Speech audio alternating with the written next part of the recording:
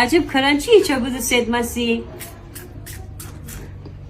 ببینید چقدر تورت خوشمزه است. بی‌نظیر. چیپس پفک خانگی چه بودم، ایتفر کرنچی خانگی چه بودم. خدایی لایک نره، خیلی لایک داره. اول از همه آب که بجوش بمون نودل داخلش بودم دارم. نودل کامل به وقت آب کش کنیم. نودل داخل دستگاه خرد کن کنین.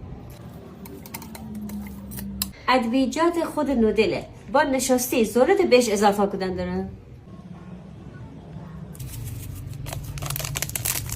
پاپریکا و بیکینگ پودر بهش اضافه کردن دارم. قشنگ میکس کنیم تا عمل خمیر به دست بیاره.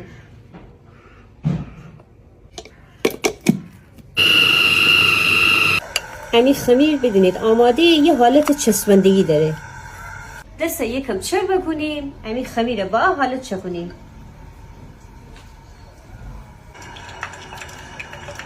تو روغن داغ سرخ کنیم.